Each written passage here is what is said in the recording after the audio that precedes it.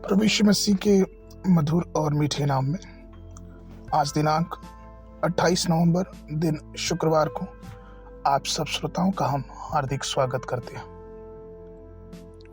आज के दिन के लिए जो वचन है वो लिया गया है रोमियो की पत्री उसका 13 अध्याय 11 पद।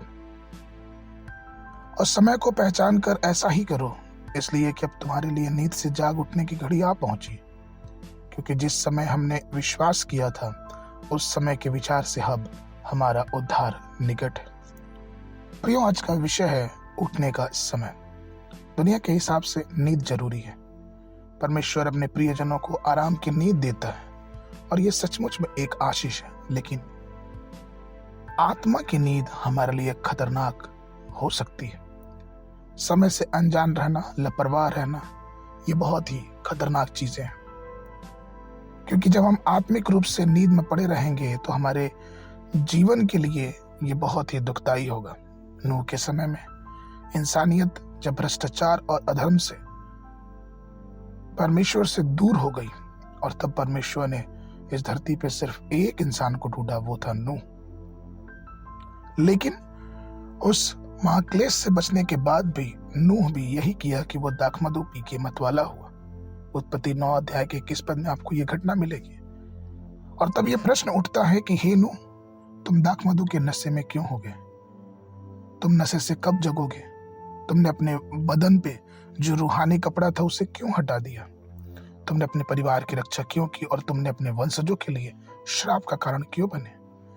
यह कितना कठिन है जानना प्रियों, और दुख की बात है कि सिर्फ नूह के लापरवाही की वजह से कनान और उसके वंशज को श्रापित होना पड़ा। ये निद्रा, ये मतवालापन बहुत मुश्किल है प्रियो। सिमसोन एक ताकतवर योद्धा किस प्रकार से दलीला के गोद में सो गया, किस प्रकार से उसे लोगों के लिए लड़ना चाहिए था, वो पाप में अपने आप को डुबाते गया, किस प्रकार से उसे मजाक का पात्र बनाया गया और उसे जब उठना चाहिए था वो उठ नहीं पाया। प्रियो, उसका जीवन ऐसे ही बर्बाद हुआ। योना, आसपास की आत्माएं मर रही थी, उसको कोई परवाह नहीं थी, वो उनके नाश होने का इंतजार कर रहा था। प्रियो, ऐसे बहुत सारे उदाहरण हम बाइबल में देख सकते हैं जहां में और आपको ये सीखने को मिलता है कि एक आत्मिक निद्रा हमारे जीवन के लिए, हमारे साथ में रहने वाले लोगों के लिए, हमारे आस पड़ोस के लिए, हमारे समाज के लिए एक दंड का कारण बन सकती है। इसलिए आइए अपने आध्यात्मिक जीवन में अपने बुलावे को पहचाने और जो आध्यात्मिक नींद है उससे उठे, क्योंकि अभिषेक हमारे जीवन में हिम्मत देता है, प्रभु की करुणा हमारे जीवनों में हिम्मत देती है।